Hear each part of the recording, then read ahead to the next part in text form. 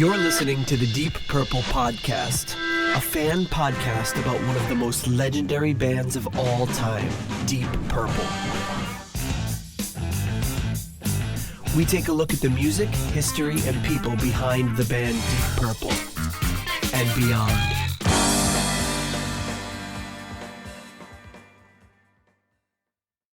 Welcome to the Deep Purple Podcast, the first and only podcast devoted to one of the greatest bands in rock history, Deep Purple.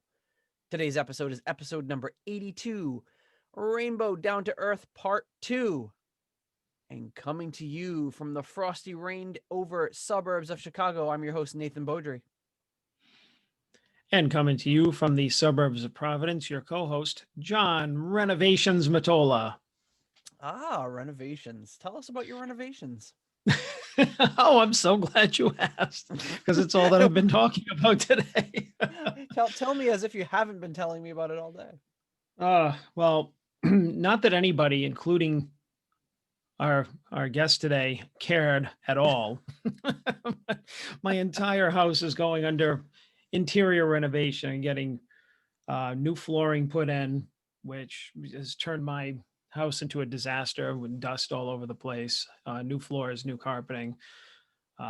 And so I got the floors replaced today. Most of them, they ran out of flooring right before my front hallway. So I'm just kind of walking on concrete for a few days or They whatever. didn't measure to see that they had the right amount of flooring? Well, he said he did. But it's like I came walking in, they're like, well, bye. And I was like, where's the rest of it? They're like, we'll be back Tuesday. I'm like, oh, okay, great, thanks. Tuesday next week? Yeah. Wow. Okay. Well, because they have to get it in, and it takes a while to get it. Whatever it is, it always takes a while for it to get in. So gotcha. But the rest of the house is beautiful. It's all engineered hardwoods. Love it. Is the hardwood in the room you're in right now? No. Okay. No, this is the room is carpeting. My bedroom and my den is carpets, and the rest of the house, it was like this cheap, shitty carpet, that they put into all these type places, before you move in. So this got rid of it. And yeah, so then I'm just like, all right, let me just clean up some of this dust so I can make some food. And then I open up underneath the sink in my kitchen, and it's just like there's just a big flood, and I'm like, oh great. And so now my sink is leaking and I have to buy a new garbage disposal. So John, this old house Matola. We got to go back and change it. This is your co-host, John, this old house Matola. John, this old house Vila. But anyways, maybe some track lighting would help. Remember, he had that commercial. My cousin Jeff would always just loved it because he goes into he's like talking to some lady in her kitchen. He's like, how do you like your kitchen? She's like, I don't know, it's a little dark. And he looks up and he says, oh, maybe some track lighting would help. And Jeff always thought, it was like, wow, you really need the expertise of Bob Vila to figure out that putting in some lights in will make it less dark. Maybe she did. Maybe she's stupid. But they didn't really tell you. They didn't go into her backstory in the commercial. Like, by the way, this lady is really stupid. This lady knows as little as John, this old house Matola, because I don't know anything. So actually, that's not true. The one thing that I can do is replace light fixtures. So, which I have been doing around the house, because I have those stock ones, the regular, round frosted glass thing, on the ceiling. Mm-hmm. So, I've been getting some nice ones, just like flipping off those power switches, getting up there on the wires, twisting them up. Oh, yeah. That I can do. That I can do too, much to the chagrin of my wife, because when we lived in apartments, she would always be like, she would always want to do all this work on the apartments, paint them and everything. I'm like, we don't own this. Who cares? Let's not even do it. Right. So she, in one of her apartments in New York, she was like, I don't like the light fixture. I would really like to do a light fixture. She's like, can you replace those? And I was like, no. She's like, they can't be. I was like, no, it's not possible. And then years later, discovered that I was lying to her because I just didn't want to do it. I always thought that I ended up paying for it by replacing many light fixtures. I always thought that was a strange thing, though, is like people that like, I mean, I get cleaning up an apartment or Oh, like, sure. doing like sprucing it up, maybe like, the decorating type stuff. But I never understood the people that would want to like do improvements to an apartment. Like, Oh, yeah. let's paint, let's do structural stuff. It's like, why? You're just like, you're improving somebody else's home. Yeah. It's not worth it to you in the end. And like, most landlords prohibit that stuff anyway. They don't want you painting their house Yeah, well, because, what you can, but you'll have to paint it back to plain white when you leave. And let's face it, right. that's just never going to happen. So, like, the last apartment we moved kind of, I don't want to say suddenly, but we didn't know we were going to move quite when we did. Hmm. So they were like, oh, we're going to charge you or whatever. We're going to take it out of your security deposit because you didn't paint the wall. Yeah. Yeah, they probably bought like $13 worth of white paint and painted the walls like probably in the shabbiest possible way after we left and made a few $100s off of us. But that's how it goes. Yeah. Anyway, we would like to kick off the show as we always do by thanking our wonderful supporters. There's a few different ways you can support our podcast. 1, become a patron on Patreon. 2, donate on PayPal, which is kind of the same thing.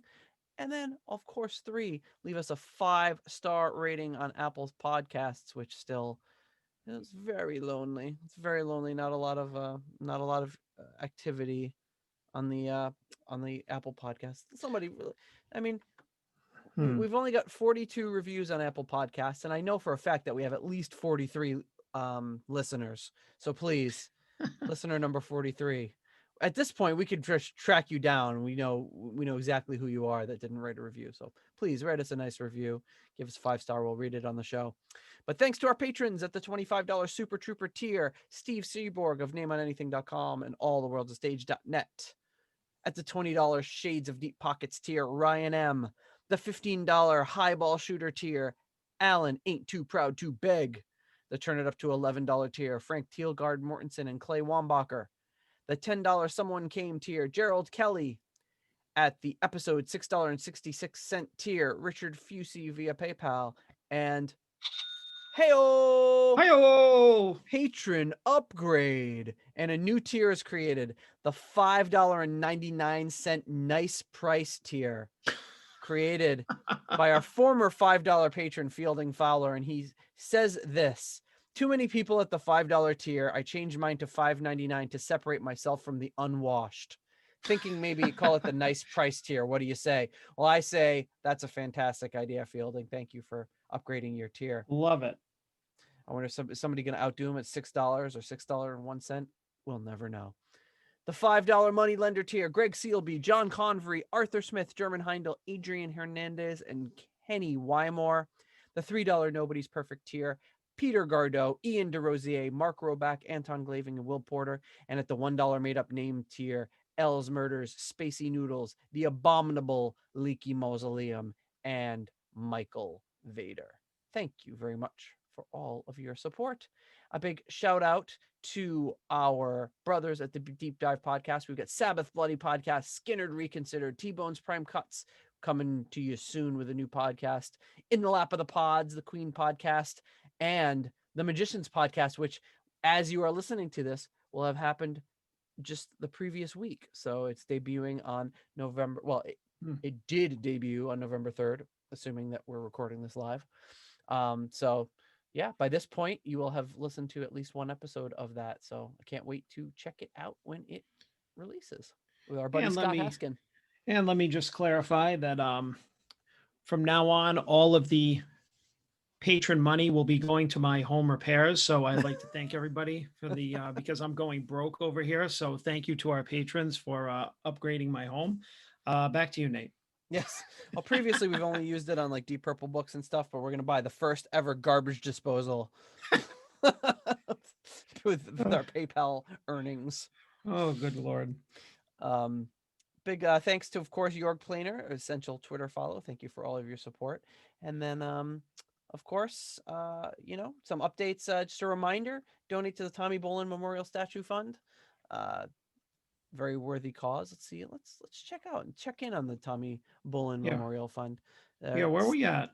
They're still short. They're at $3,329. looking for almost 23,000. So I see Kenny Wymore, the most recent contributor. Thank you, Kenny. So our patrons are stepping up and helping, and I think you get a cool shirt too if you donate to that. I know I did. So thank you, everybody. Very cool stuff. All right. All right. So this week we have Martin Popoff joining us, who needs no introduction. The unbelievable author of so many great books on heavy metal, and I've got, I think, your most of your purple related stuff right here. Martin, thank you so much for coming on. Yeah, thanks for having me back, guys. Excellent. So last week in our show we discussed the Down to Earth album, and of course you sprung to mind because I've heard you on a number of occasions and in your books talk about your love for this album, and just wanted to get your take on it. But before that, like, can you give us like a little bit of your background of like how did you get into being this prolific author of approaching 100 books on different metal and rock bands? Well, basically 57 years old. So I've been a fan since about 1973, I'd say, 10 years old, and probably somewhat of a music expert by 76, 77. Just loved all this heavy stuff, right?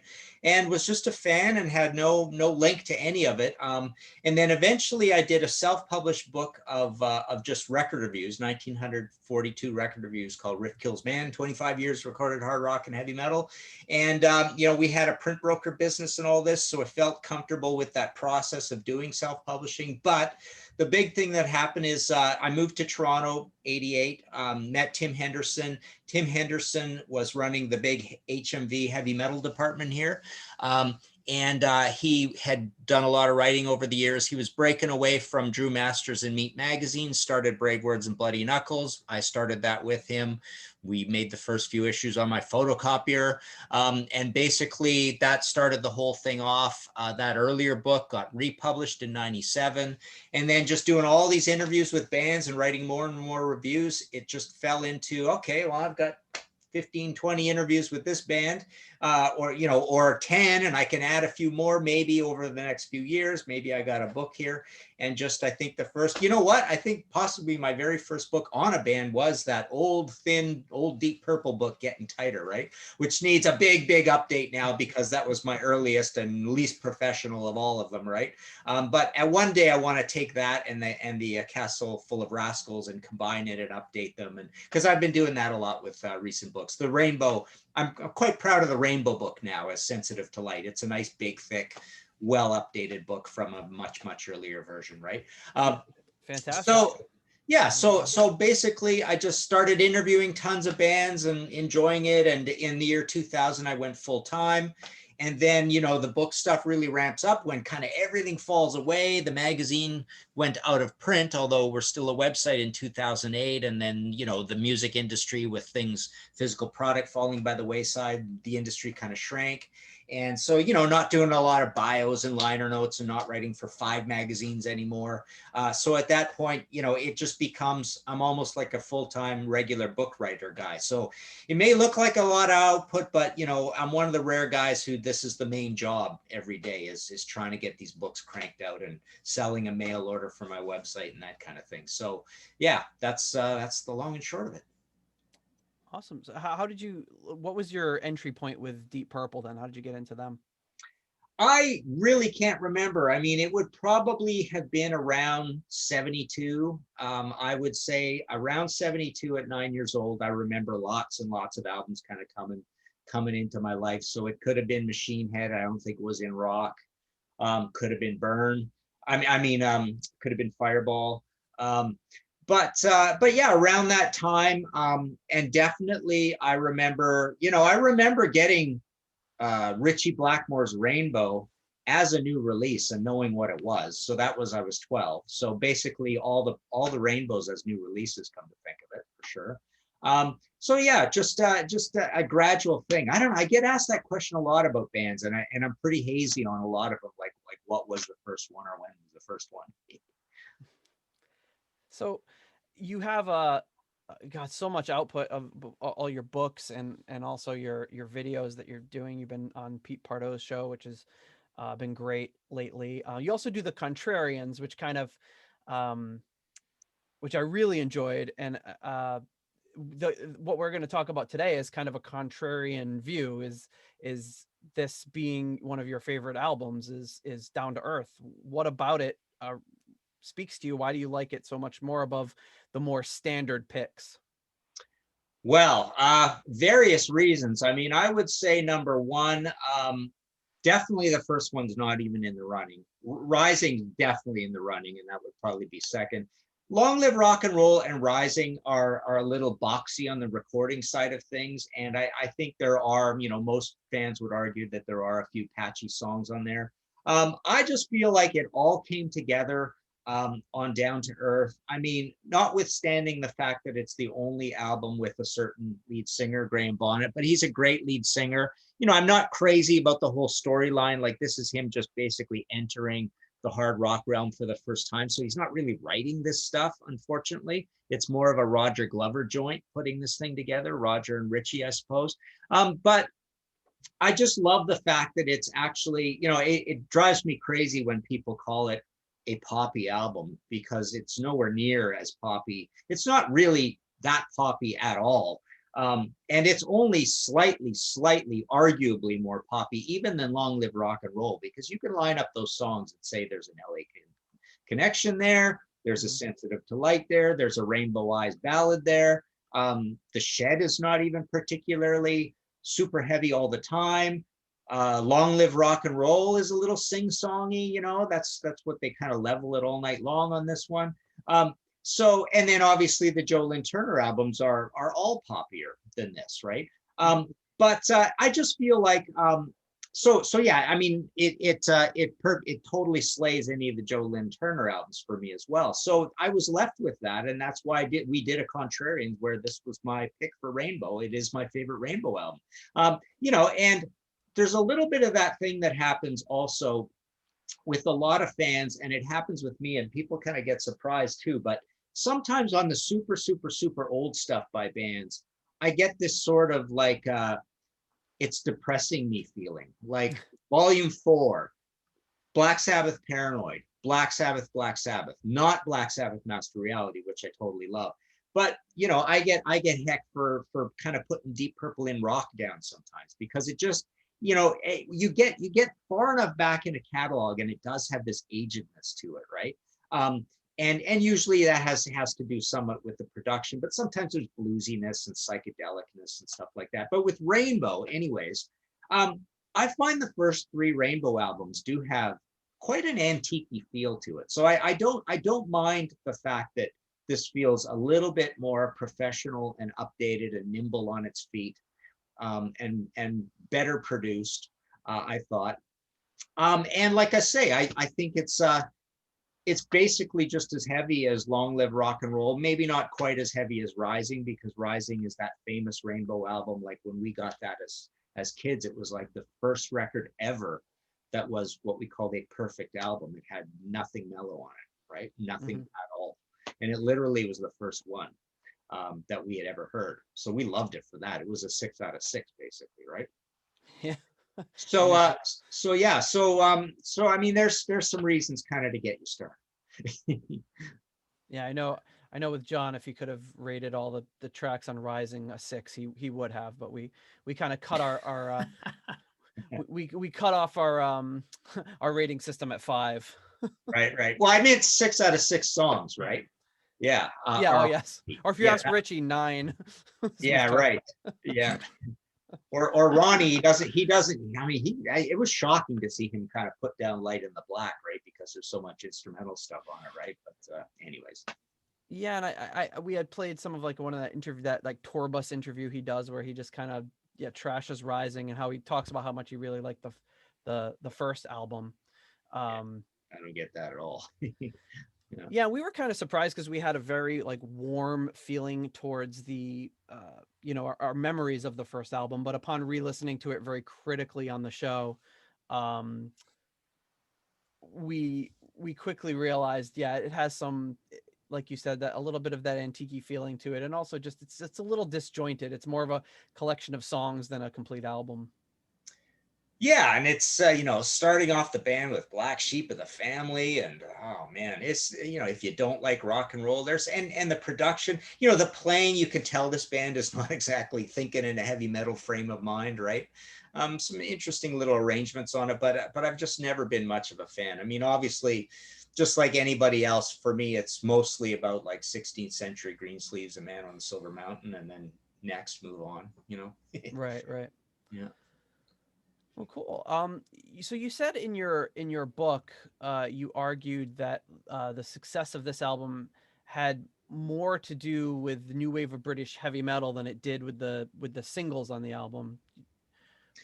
Yeah, I mean, I don't know if I meant success. Yeah, I mean, I suppose because essentially, these records, this is coming out at a time, and it was well received by, this burgeoning metal scene, which is basically, it's a 79 album, and we're moving into 1980. 1980 is kind of the start of the new wave of the British heavy metal, ends at, say, 1983. But I remember, there were always a lot of ads for this, and a lot of singles came out, and there was some griping about the singles on it. But I suppose if I said that, I suppose what I meant is that it didn't really make much of a dent in America either. So it's like it doesn't have any success really. I mean, in fact, it's only success, come to think of it. I mean, I suppose Since You've Been Gone and All Night Long were somewhat successful singles in the UK, but I really don't remember this album making any of a dent whatsoever in North America.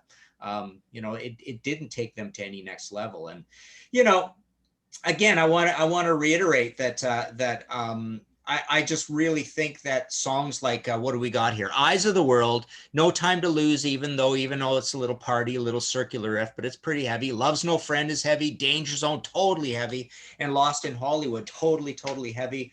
My favorite Rainbow song of all time by a long shot. So again, when people call this album poppy, I think they're being like, it's bizarre. People call Saxon Power and the Glory some kind of poppy thing because they made it in North America, or they made it in Atlanta or whatever. And that album's just like searingly heavy throughout. It's so much heavier than anything they've ever done. So it's almost like when you hear people talk about some journalist going to a live show or reviewing a live show and then kind of I'm slipping up and saying something that they didn't even go, right?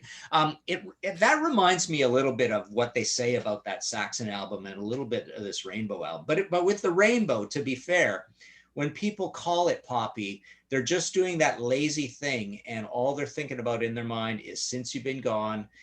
And All Night Long basically has a poppy verse, but even the chorus is totally heavy metal. And of course, they're not even thinking of making love because they don't even know that song, right? So all they're thinking of is about 1.5 songs that they might have heard on the radio, and one of them's a cover, ooh, bad, and all that, right? And that's literally it. And the whole rest of the album is as heavy as anything they've ever done. Well, I know John and I growing up were familiar with Since You've Been Gone. It got a lot of radio play in the US, but All Night Long, honestly, I'd never heard it until I listened to this album. But when you say that about Since You've Been Gone, I swear to God, not you guys, because you guys are geniuses, but most people, if they made that statement, half of my brain is telling me they're talking about the Head East version in their mind, right? They're not talking only about this version. And for all I know, there might have been a minor hit of this song by somebody else. But I mean, the Head East one is the one you hear all the time. And I swear people are just lazily not even making the distinction between Rainbow and Head East. That's quite possible. Right.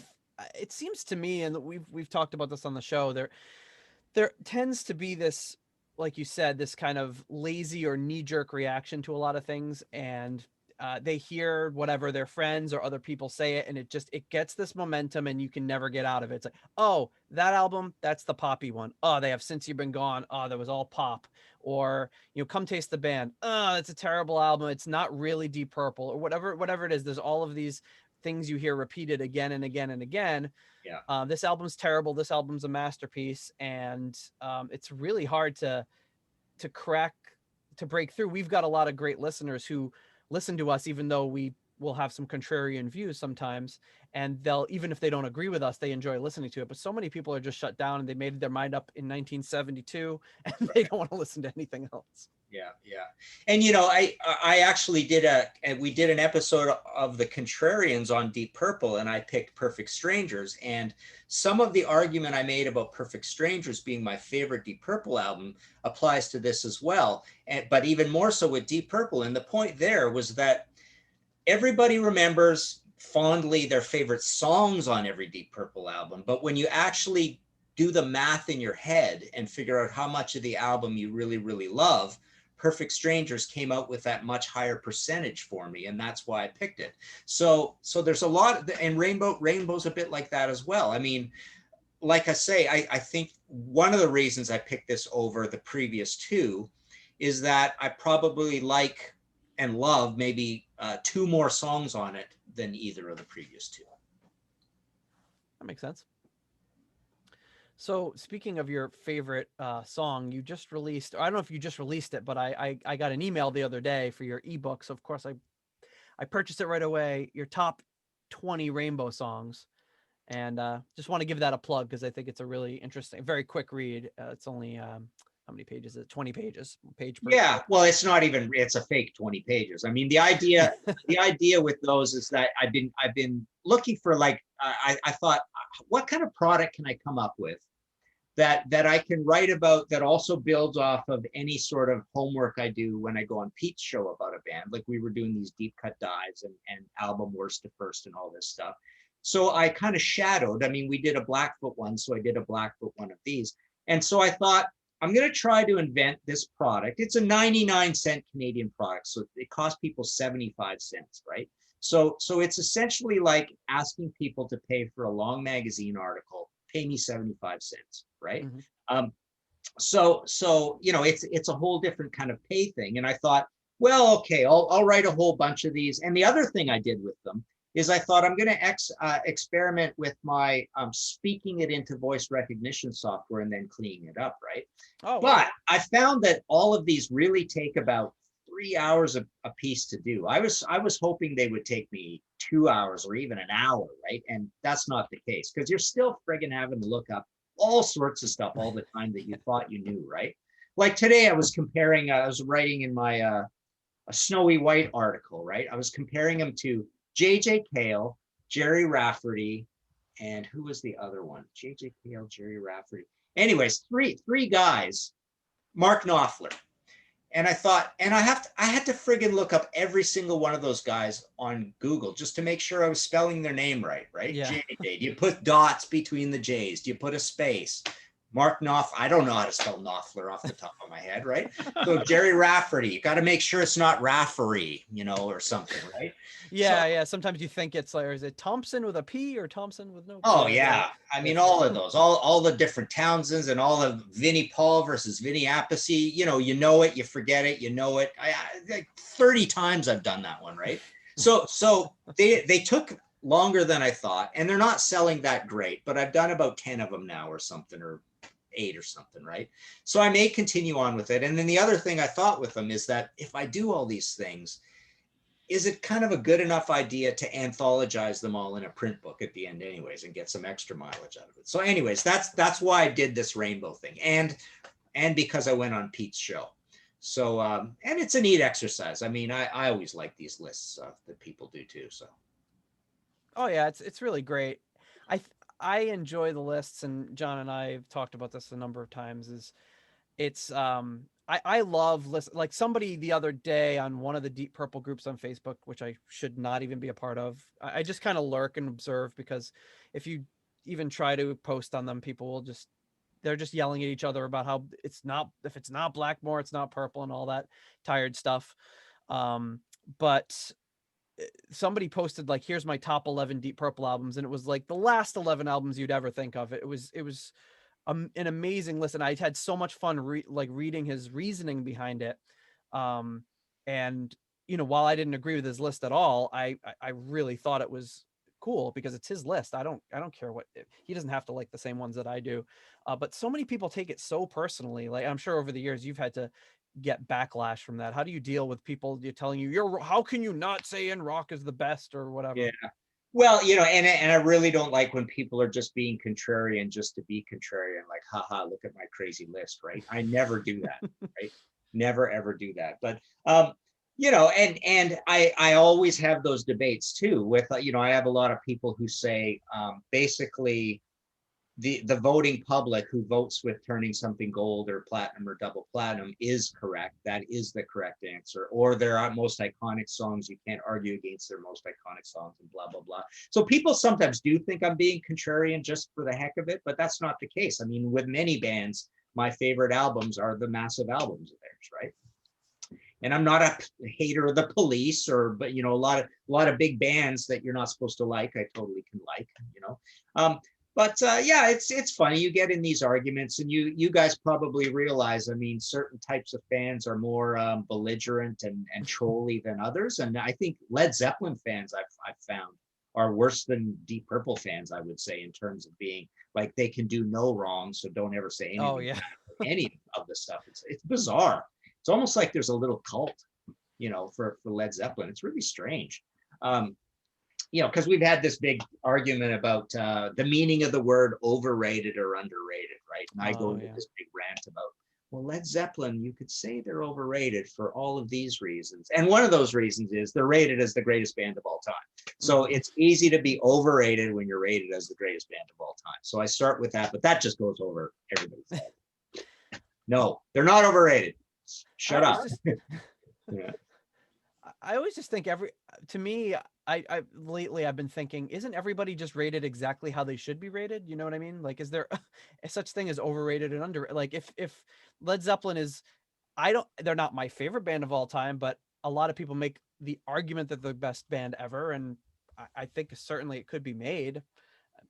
Well, Pete and I did an episode on this, and we went to pains to come up with why we were doing this and what the meaning of underrated was. And one of the things I consider in the underrated thing, one thing I said was that if you take this band's album and you go, if they didn't have bad business luck for whatever reason, I could literally think of 6 songs on here that I could just picture on the radio as massive hit singles. Mm-hmm. And yet it didn't even go gold and it had no singles. So there's certain things like that where you go, this is as good as, you know, like I always, you know, go on about the band Love Hate in the hair metal market, and you know, because they're a little comparable to like Guns N' Roses in a way, right? But I think Love Hate's Wasted in America is like triple the most amazing album than the Guns N' Roses album, which is 30 times platinum or whatever it is, and that one didn't even go gold. So sometimes, you know, you can make those comparisons, and but basically it comes down to this does sound like the whole world could even love it. So that's when I get in arguments with people and they say, oh man, Max Webster was so underrated. And it's like, I go, hang on a second. I've called them my favorite band of all time, and I don't even think they're underrated. They're just too weird to be huge. So by one definition, you can have those arguments, right? Sure. Yeah. Yeah. With the underrated thing is always, that's an interesting one to me as well. I think that one's an easier case to make. Like we've spent a lot of time on the show talking about and reviewing all the Captain Beyond albums. And that's one of those ones where maybe not so with the second 2 albums, but with the first album, you think if they had better management, a little bit more marketing push behind them, I could see that album having gone further. See, I always get in arguments with people about that one, because I actually played it right through about 3 weeks ago while jogging, and I went, this thing is crap. I mean, this is fairly heavy for 1973, but it sounds like 1969, It's dated as hell for 1973, number one. It's really dated. I mean, we've already got Montrose. We've already got 3 or 4 Sabbath albums. Heap is already up to Sweet Freedom.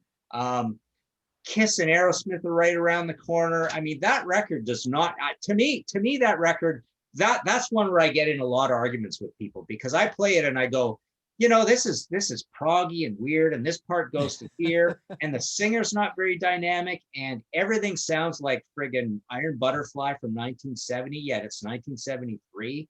So that's what I kind of disagree with people on. I think that this is already past. This is old heavy metal at this point. Yeah. There you go. I can see that. But no, I understand. I mean, it's a cult favorite and it's quite heavy for 1973 and it's pretty riffy. But I tell you, I swear to God, most people when they think of that album are just thinking of those 3 or 4, not even songs, but 3 or 4 super heavy, awesome riffy parts, and they're forgetting how dull large swaths of it are. If there's one criticism that I could think of from the album, it's that they do break into these amazing riffs, but everything changes so quickly. You could start like, yeah, I'm really grooving on this, and then boom, they're on to the next part of the song. Yeah. And yeah, that can be a little much. Although we Like, love it. I just the only part I always remember is when they're going along, and all of a sudden, yeah, that's an awesome riff, right? And that thing kicks in, right? But I don't know, man. I just I listen to that, you know, I put on my Monty Connor A&R hat. That's what I call it, right? And I go, this is time has passed you guys by, man. This sounds like it's 3 years too late. That's actually a really good point. I never thought about it until now. But yeah, I mean, if it had come out maybe 3 years earlier, yeah. And I mean, you put that up against, maybe it would have been. Yeah, you put it up against Black Sabbath, the first Atomic Rooster, anything by MC5, anything by the Stooges, the first King Crimson album. But I mean, In Rock already is way beyond that album. Machine Head's way beyond that album. Fireball's way beyond that album. The first couple of Heaps are way beyond that album. It's a little bit, it can compete with Salisbury because Salisbury's crap, but you know, but Look at Yourself is way better, you know? So yeah, it's I mean, one thing that Nate and I agreed on is that the production on it was pretty great. Yeah, it's pretty good. At least for the time, because there's a lot of albums around that time that didn't sound that good. So I mean, I was always impressed by the production on it. Yeah. Boy, I just did an episode of my podcast called The Heaviest US Albums of the 70s. And one of the 5. I just listened to it this afternoon. Oh, thanks. Yeah. And so one of the 5 of the whole thing was Montrose from 1973. And you just play that and you go, man, this thing sounds so modern, right? Just everything, production, performance, the songwriting. It's like, wow. It's like, where did that thing come from? You know? It's truly astonishing. I agree. No, that's, yeah. The production thing that gets to me is how something from 1968 and something from 1973 can sound like they were produced 20 years apart. If you take your average 1968 album, your average 1973 album, and I think that's where I can see your point of view about Captain Beyond is it's funny to say, oh, if that album had come out 3 years earlier, I mean, nowadays that wouldn't make any difference at all, but 3 years back then is might as well be a different lifetime. Yeah. So getting back to Down to Earth, getting down to earth here. So you gave us a little bit of a rundown on some of the tracks. It was something I forgot to bring up actually with you, John, which I should have. John's a huge Kiss fan. Is Steve Pilkington made the comment about the song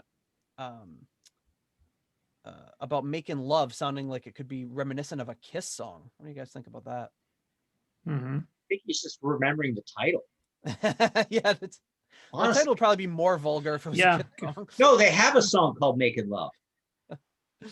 They have a heavy song called Making Love. It's one of their more famous heavy songs. Right? And that song, and that song on its own is really reminiscent of a Zeppelin song.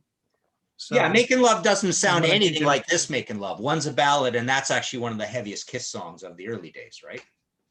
Of the mid days. Song called that one's that one's a rock and roll over. Yeah. Yeah, so, honestly, I think I So- swear that comment is just remembering the title, because to me, this song does not sound like a Kiss song. Yeah, I mean, that's kind of what I was thinking, but I'm not well versed enough in Kiss to really make that call one way or the other. Well, maybe it was just the title that made him think of it. Yeah, it is. I swear to God, it is. Because you think about it, the song is like, it's almost like a Blackmore's Night song. It's like a Renaissance medieval music ballad. So Kiss does not do that.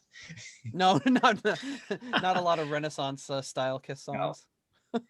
No. Unless you're talking about music from the Elder. Yeah, right. So talking back to your book again, Sensitive to Light. So this is kind of a fairly recent, like within the last year or so, right? That you basically added on to your previous Rainbow book and then expanded on it, right? Yeah.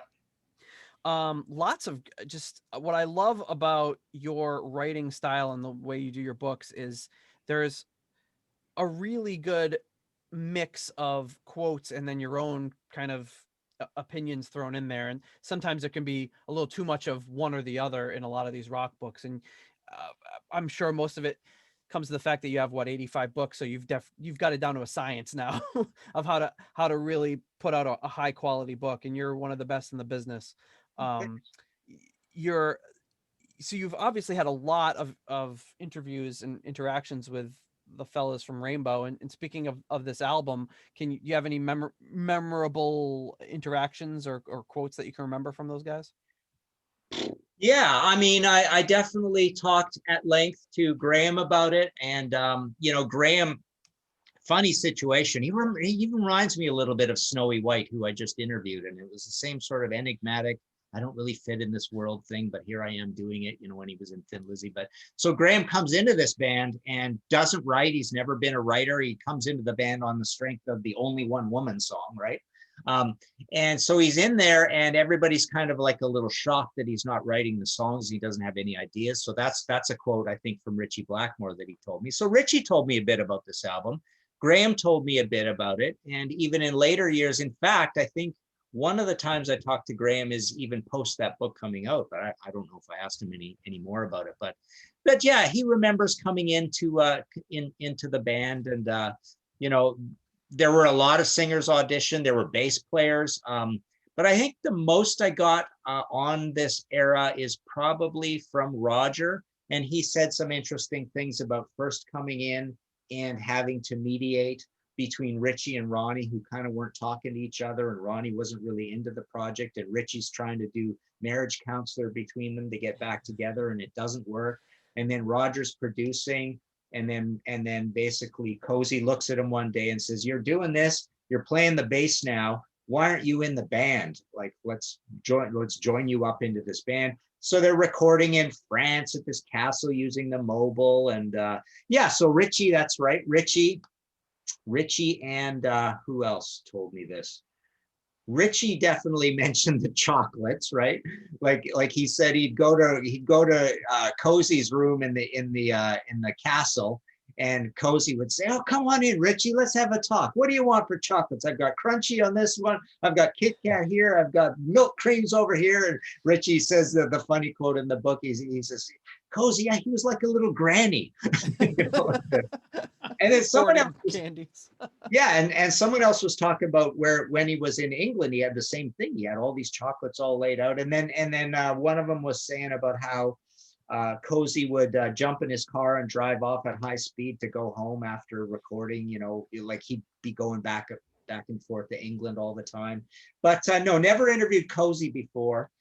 Who else is in the band? Don Airey. I can't remember any memorable quotes from Don, but I have interviewed Don a few times as well. Nice guy. So yeah, that's pretty much it. I mean, there's a pretty colorful little recording session doing this thing in France, and a lot of pranks, right? The guys are mentioning the various Ritchie Blackmore pranks they would pull in the castle and stuff. And but yeah, all these personnel culminations between all these auditions and everything. There's a good little background on that, who tried out for things. And I just remember Peter Golby from Uriah Heep, who I did a Contrarians episode on. My favorite Heep album is Abominon, right? And so I guess Peter Golby, I had a quote from someone saying that he auditioned over the phone for the band. So that would have been amazing, Peter Golby getting in the band. But then we wouldn't have gotten the awesome Peter Golby years in Uriah Heep, I suppose. Or maybe we still would have, given the rotating door in Rainbow. What's that? Given how fast Rainbow was turning over, maybe we still would. Yeah, exactly. Maybe he would have been back by then already. Yeah. I mean, what do you think would have happened if Deep Purple hadn't gotten back together? It seems like with Lynn Turner, they were approaching probably the closest thing to stability they had since Rainbow formed. Do you think that could have continued on? Yeah, so they did 3 albums, right? And you know, I mean, they were doing okay, but I think they were still getting frustrated that they weren't doing gold. I mean, in the States, they were probably doing, I would estimate, around 200,000 copies a time out with those records. Sounds like a reasonable number, right? But you know, and they were kind of made for MTV. They looked good up there, right? Joe kind of, you know, I mean, he has a little bit too much vampingness to him, right? He's a little bit too much of a ham, I suppose. But generally, I mean, and I love, my favorite of all three of those is the last one, the you know, Bent Out of Shape. To me, sounds, it's just got this nice unity and kind of darkness and sparseness to it that the other two don't have. I'm not crazy about the previous two. I find them patchy, like they're trying to check off all the boxes of the different kinds of songs they have to do, and I don't know, something about them just seems like a quilt work. But the last one almost feels like a concept album to me. I just love it. Just feels like there's this cool identity that they had discovered by that point. So yeah, it would have been nice to see them continue on, but I guess, I mean, you could call it stability, but you almost think that Joe Lynn probably would be out the door for the next album if they stuck together anymore, right? Yeah. I mean, it's a weird idea and it's a weird thought, but it almost feels like that's kind of the standard. It's like, you know, if you don't have that much success for that long, I mean, Ritchie was probably really getting frustrated. He might even wanted to change direction at that point. Perhaps why he was so, or why he was able to be convinced to join Deep Purple again. Yeah, Or, yeah. Yeah, it seems like there's all of these albums. There's so many albums with Rainbow, just going down the list, where maybe it was the band had written everything with a previous singer and they're gone. Somebody's singing, writing new lyrics, or taking over where someone left off, and that's like when you talk about that patchwork, like Difficult to Cure, and even Straight between the eyes. yeah, even down to earth to a certain point, although it does work very well. I can't imagine that's always the best way to go about it. It seems like Graham never really felt too involved in that band. Like he just was kind of this very quick thing that moved through. Yeah, you know, I was thinking maybe this is the band that had the most talent in it, the Down to Earth band. But when you think about it, you know, with Graham being a little bit of the weak link and he's not in there writing per se, but you think of the rest of the guys, you got, you know, an uncommonly strong opinionated drummer in Cozy. And I think this is the album with Cozy's best performance. I'm not a big Cozy fan. I don't really like his drumming very much, but I think Lost in Hollywood is the greatest he ever got as a drummer. I just love everything he does on that song. I think it's a masterpiece. But I think, you know, you've got this very talented, opinionated drummer. You've got Roger Glover, who's like Mr. Fix-It Man, can do anything. You got Ritchie, super talented. You got Don Airey, super talented. So, you know, this might have been the band with the most professional firepower out of all of them, if you think about it. Yeah, totally. So yeah, we talk, obviously we're the Deep Purple podcast, so we talk a lot about Ritchie. I mean, what's your sense from talking with Ritchie? Like, what do you feel from that era? What do you feel like he was looking for? You talked a little bit about that radio success and all that. Like, what do you think it was that caused him to continually shift things around? Well, I mean, I think at one point he did get nervous about, we got to really try to make some more money at this. That's one thing. But I mean, he also is a true lover of songcraft and songs. And, you know, you often hear him joke about like an ABBA or whatever. But, you know, I think he quite liked what Foreigner was doing. And this was this whole Joe Lynn Turner thing. But I really think, you know, generally you think of Ritchie having this huge ego, but I think he really did serve the song on those Joe Lynn Turner albums, and he could play spare and he could play really tasty. It wasn't all about soloing and jamming and stuff like that. So, and, you know, there were a lot of open spaces. The keyboards were prominent. The drum beats were simple. So I think it was quite commendable what he was doing there. He's just, I mean, it shows a pretty decent level of fearless creativity, as does Blackmore's Night, to be able to just switch and do that and say, nope, this is what I'm doing. I'm going to make 15 albums of it, right? So, it's kind of cool that he did do these rapid changes across the band. So you got to give him kudos for that. And like I say, not really making it all about himself. It really wasn't by the end of the band. Yeah, he even took the Ritchie Blackmore's name off of it. Just called Yeah, it well, Yeah. well, he did that right at the beginning for the first album, and then he stuck it back on for the messy, late period non-Rainbow Ritchie Blackmore's Rainbow album, which just causes a nice big mess, right? To have this one outlier album hanging out back there. Love that title though, "Stranger in Us All." What a great title. That's a great title. Good. Yeah, I listened to that one recently and was actually to me it aged better than I thought it would. Yeah, I still don't like it very much. I mean, I really find the production really thin, and it just feels it almost, that one almost feels like he was trying to write medieval and Egypto and Turkish or whatever the hell term you want to use for that, but he wanted to record it pop. So it's really odd. Yeah, I don't know, just still not a fan of it very much. I guess he finally got to that direction with Blackmore's Night that he wanted to go, and as much crap as everybody gives him about it, it's what he wants to do. And like you said, he's 15 albums in, or however many it is with them, so it's working well. All right, well, I want to be respectful of your time. I know you've got probably like 12 more podcasts lined up tonight, and another book to finish. And no, nothing else tonight. If you got anything else to ask, we could talk about it. Have we said everything we need to say about this record? I don't know. Like I said, it's such a brief period in Rainbow history. I know here as well. Oh, very nice. Oh, beautiful. Signed copy. I got Graham and Don on that one, but only Graham on this one when he came through for Michael Schenkerfest, right? Oh, nice. Got my Rising back here, right? This one's got Ronnie, Jimmy, and Kelly on it. Wow, nice. That's nice. So beautiful. But no, and what a crappy album cover. This Down to Earth album cover, man, that is just so just so weird. It looks like a disco album, right? And it literally does. And this was when disco was big, so it does look like a disco album. That's a good point. You don't like the cover? No, I don't think so. I mean, it's iconic because I love the album so much, so I never think about the cover very much and not like it. It's a little bit like the name of the band, The Police, or the name of the band, The Cars. Eventually you stop realizing how stupid it sounds because it actually means more. The Police almost means more thinking of those three guys than it does thinking about law enforcement, right?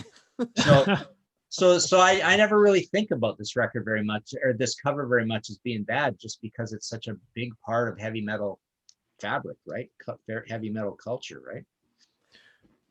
Because we were reviewing when we were reviewing the cover last week, Nate and I really liked it. I mean, I was talking about how much I liked it more than I thought I did. I never thought of it as a kind of a disco looking album cover, but that's the point. But that's probably one of my favorites next to Rising. I think Rising is better, but I mean, I really like this one, and I don't know why, because it is pretty simple, colorful, right? It's energetic looking, right?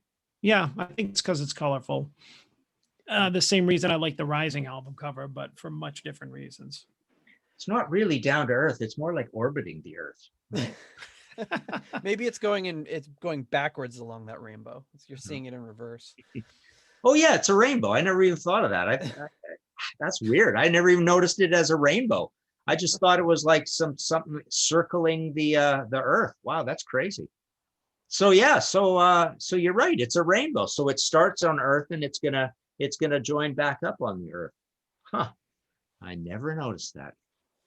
That's nuts. I like the episodes you've been doing recently. You've done a few of them about best and worst album covers, and we talk a lot on probably more than we should on an audio podcast about album covers. but yeah, it is kind of fascinating. John, of course, what's your least favorite Rainbow album cover? Straight Between the Eyes. Yeah, that's a horrible one, and Bent Out of Shape Yeah. is not very good either. You know, it's kind of just too dated in the '80s, kind of too stylish. Difficult to Cure is awesome. Long Live Rock and Roll is pretty cool. Rising's obviously totally iconic. The first one's pretty cool. First one looks like a disco album cover. Yeah, too. I could see that one too. Yeah. Yeah, but Straight Between the Eyes is almost like it's almost like it was they invented it for the Spinal Tap movie or something, you know? Yeah, it's like the first Anthrax album cover, right? Yeah. Actually, yeah, it looks like the same face. Yeah. Yeah, it does. Maybe Wow, it it was the does. same artist. I don't know. Yeah, you see the top part of the face and the yeah, not great. Yeah, Bent Out of Shape doesn't really do that album justice either. Like you said, it's very bland. It's got that sickly green color, and then it's just like the actual artwork of it. It doesn't make a heck. I mean, it makes a little sense, but looks like a bit like a Pink Floyd '80s album cover, right? Yeah, I could see that. Or a Roger Waters solo, maybe. But I mean, that was the thing to me when I was younger that was never appealing about those later Rainbow albums, because I always talk about how I, for years, just listened to the first three, and then anything after Ronnie, I didn't want to hear about it because, you know, I'd walk into a record store and I just see all these album covers. You see Down to Earth, you see Out of Shape, and they just looked like pop albums, and I didn't want to hear that. So I think the way it was marketed had a lot to do with why I stayed away from them for so many years, because I didn't want to spend my allowance on that stuff. Yeah. So, you know, and just to make one more point, you know, I'm thinking as you're comparing these albums, you know, I think this might be sacrilege, but I think Cozy's performance on Long Live Rock and Roll and Rising kind of there's not a lot of groove. It just seems like really bashy, you know, and Martin Birch's production is very unyielding in that sense too. It's noisy and bashy, right? And I just think everything is just like nicely tightened up, and the fidelity, even though Down to Earth is still lacking a little in the bass and lacking a little in the treble, it's a little wider, and it just seems like this tight little you know, feisty band just kicking ass throughout the whole thing, and Cozy kind of fits in. So it's definitely not very cozy feeling, I don't think. Yeah, I can definitely see that.